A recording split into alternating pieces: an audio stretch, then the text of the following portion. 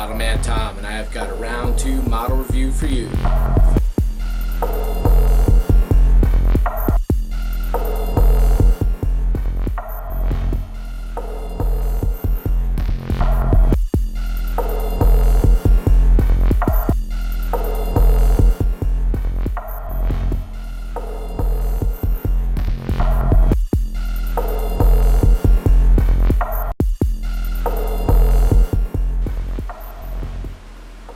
And here is a look at Barnabas Collins, the vampire from Dark Shadows. A little bit of research I did. This is a much popular show than I would have ever imagined. A couple thousand episodes in the series. The lead protagonist in plastic. This kit hasn't been around since something like 1968. So that definitely puts it in the 40-year range.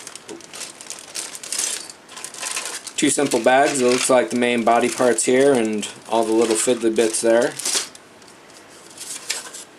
Instruction sheet and some standard round 2 merchandising paraphernalia.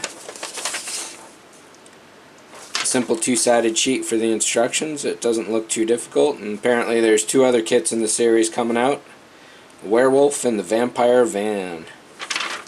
Both of those are scheduled to be released by the end of 2011.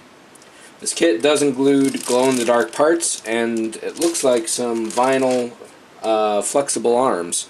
So you get some metal in here, and it looks like you get a jig, which is definitely a nice little thing there. It's just over 40 parts. There's definitely a lot to put together, but it's definitely not so challenging that it should actually be difficult. Pieces are all relatively straightforward.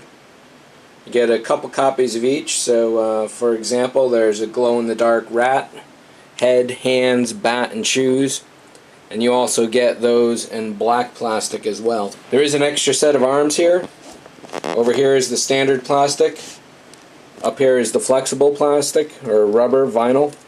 It's definitely stiff. I'll put the camera on the tripod and we'll take a look at that. And what I really want to do is show off some of the fine detail on the clothing here. This looks like it's textured like a tweed or something like that, but the engraving is really fine. It's very sharp and very distinct.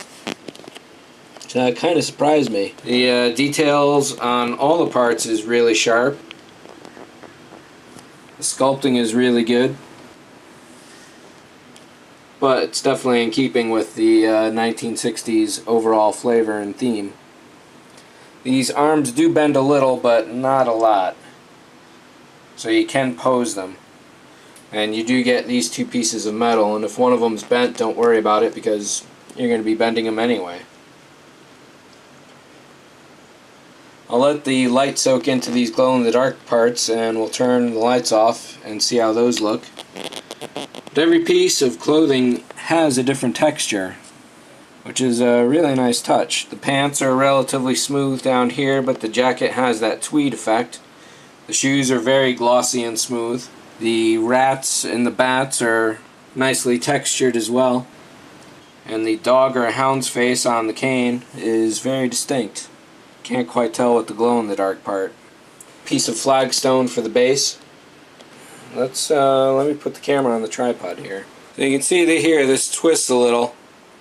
I don't know if you'll be able to see, but I don't know if this rip was there because I did it or if it was already there and flexing it just kind of exposed it more, but there is a slight rip in that sleeve.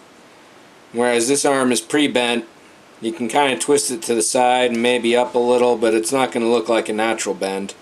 And this certainly won't bend at the elbow as it should, but it will twist around as it can.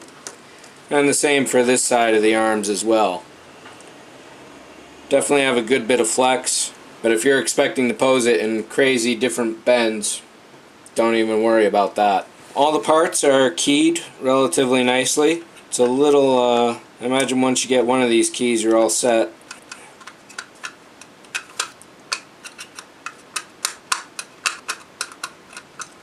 I don't know if I'm totally incompetent here, but trying to get these keys to sit in where they should is definitely a little bit of a trick.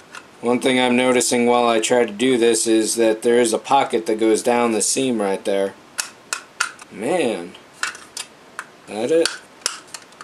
There we go. That is a really tight fit on the keys. Almost snap together quality. So the legs have a bit of a hemisphere on them. The arms do too, so they get trapped inside of there. It's here, this leg is already pulled off. Yeah, these pieces really do snap together pretty well. The shoes simply slot in, but you can see that the legs will get trapped inside, so you might even be able to twist those just a little for a tiny little extra bit of posing. And it looks like the head will fit inside the neck, so you can pose that a little, but once it's glued into place, it's done. Let's turn the lights off and take a look at the glow in the dark. Since it's not dark out yet, and the glow won't be effective on this video camera, I'll take a photo of the pieces later on and put it in here now.